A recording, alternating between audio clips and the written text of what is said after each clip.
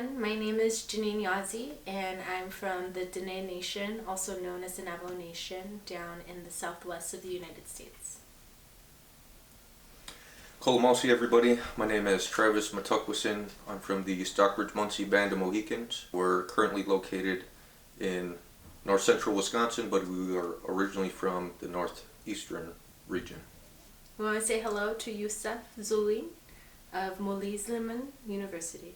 We'll be giving a general overview of the history of the colonization of Native Americas. In 1492, Christopher Columbus set sail to discover the New World, or so he thought. He ended up landing in the Caribbean islands, and specifically on the island of Trinidad, where he met what were later known as the Arawak people, very peaceful people. There's a common misconception that Columbus knew or thought he was sailing to India or finding a path to India, but India was not a country. It did not exist as India at the time. Instead, the word Indians comes from the mannerisms of the people that he encountered, who are very peaceful people and very generous. The accounts of the people that were keeping a record of their exploration speak to the kindness and the generosity of the communities that they were greeted by. And they started to call the people Indios, people that were in God. A very painful part of our history is that this is what led to them being massively exploited and murdered in very inhumane ways by these invaders, who then took a large group of them back to Spain as slaves. The history related to the explorations that led to the discovery of what is the countries of the Western Hemisphere were all intended to increase capitalism, increase wealth. So Christopher Columbus's voyage was sponsored by the King and Queen of Spain. There's old legal terminology, which some of you may be familiar with, which is called the doctrine of discovery. This doctrine is based off of Christian ideologies, but also within these ideologies are embedded racially discriminatory methodologies for extracting riches from non-Christian people. There's a concept within the doctrine of discovery called terra nullius, which says that any people who are not of the Christian faith are allowed to be conquered, and their lands and their resources available to be taken by force if necessary by a Christian nation. So this is the practice that the Spaniards came in to the New World with, and with the intentions to take as much riches as they could from this place. North America, commonly referred to as Turtle Island by many of the indigenous tribes that are the original inhabitants, was attacked on all sides, essentially. The Dutch, the French, and the English came in from the northeast, whereas the Spaniards came in from the south, through South America and through a route from the Caribbean to Florida. And all of them learned from each other through this first wave of colonization how to justify the brutality that they visited on the inhabitants that they came across, based on their religious values and doctrines. Just like Travis laid out, those doctrines laid the foundation for not only claiming lands and minerals, but also claiming people. We often look at and understand the brutalities of slavery, but slavery began with our own indigenous peoples being taken and used for sexual exploitation and for labor and conquest of other peoples and other lands, because all the people that were encountered were of distinct nations. And what predicated the brutal expansion was the spread of European diseases brought over by these invaders. And so that weakened many communities, even years before they actually made contact, because of how fast those diseases spread. So a lot of the diseases were brought intentionally. Well, a lot of them unintentionally as well. But because we did not have the immune systems, have not been exposed to certain illnesses that came from Europe. So our bodies never had the opportunity to build the antibodies to fight these diseases. But also diseases were being used in a form of warfare. So early on, some of the first colonies that had established on Turtle Island are the Jamestown colony, Plymouth colony, and Massachusetts Bay colonies.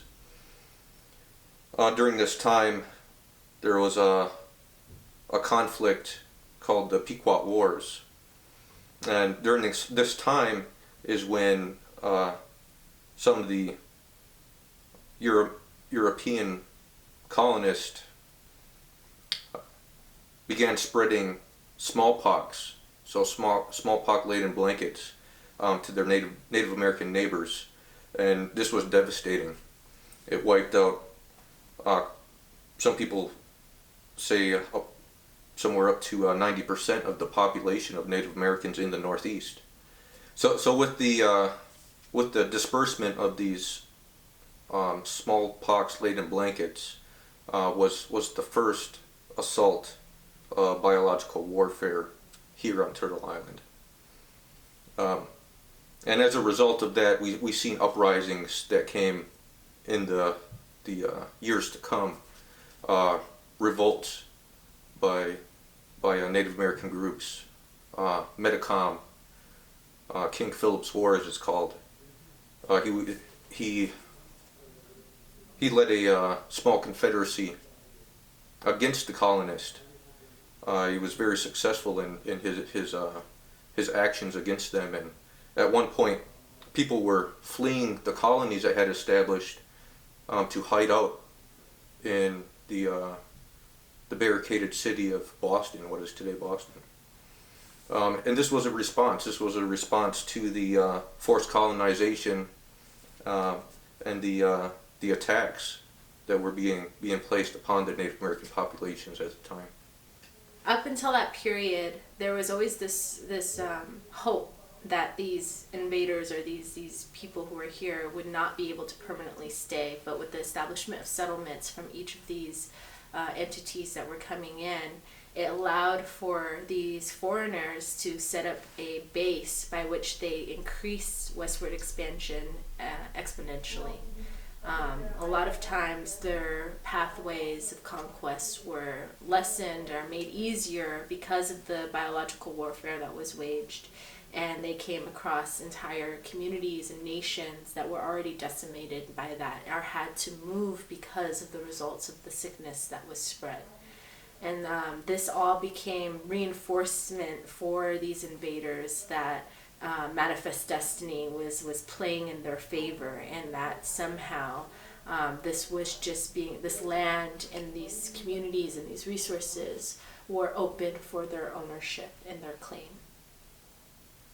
Because a lot of nations were extremely weakened both by the violence and by the spread of disease and by the seizure of their homelands, their hunting grounds, and the economies, essentially, the ways that they built the economies that they used to sustain themselves, many nations were trying to still seek peace with these invaders.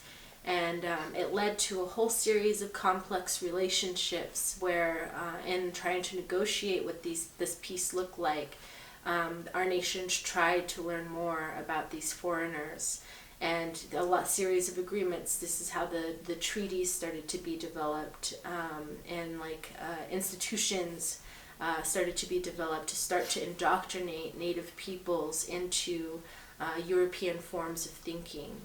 And this all laid the foundations for the boarding schools and the advent of reservation systems that our people still deal with today. The United States began implementing systematic ways to assimilate Native Americans out of their tribal cultures and attempting to assimilate them into the common American culture. And part of that system was boarding schools. So these boarding schools were set up to take young Native American children away from their homes, away from their families, and to put them in these institutions, institutions that denied them the ability to practice any form of their culture, whether it was spiritual, religious, speaking their own language. Things like this were denied to these young children. Also in these schools, a lot of these children were being sexually abused by these people that were supposed to be caring for them. We see the onslaught. Well, with the wars and the removals, all these different colonial aggressions that we experience as Native Americans, the boarding school era and the boarding school experience just exemplified and increased the intergenerational traumas that we experience as Native American people, and it has been very detrimental to our communities in so many ways. The abuse of alcohol and drugs can be directly tied into these traumas that we've experienced through this intergenerational trauma, and the loss of culture and language and all these different things. This system has really plagued us in so many ways and destroyed our communities. I feel like we're finally rising up as Native American people. We're taking a stand that we're not going to be victimized anymore, that we're going to assert our sovereignty and our self-determination in order to improve our communities, to become healthy again. And this is some of what we're seeing here in Standing Rock. Actually, a lot of what we're seeing. That's what this movement is based off of. And it's tied into our culture. It's tied into the importance of protecting our mother, protecting the earth. Because this is where we get our power from. This is where our cultures have been birthed from. Is from the earth and from the water.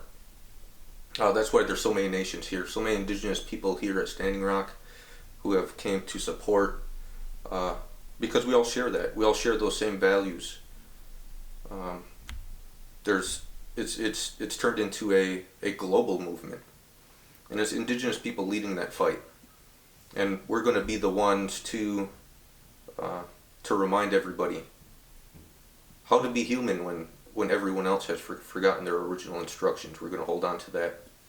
And that's also part of our responsibility as Native American people, as indigenous people, is to hold on to those original instructions that we were given, because the majority of the world have forgotten that. They forgot what their original instructions were. So part of our job is to remind everybody what it is to be a human being again. I wish we had more time to go into more detail about all the intricacies of this, but thank you, Usef, for allowing us to have this opportunity, and I hope that it was helpful in some way to continue your education into the complexities about our relationship to colonization and to find similarities between our people and yours in our battle to decolonize our people and restore our humanity and our earth. Thank you, Moles Lemon University. I hope this information is useful to you, and enjoy your course.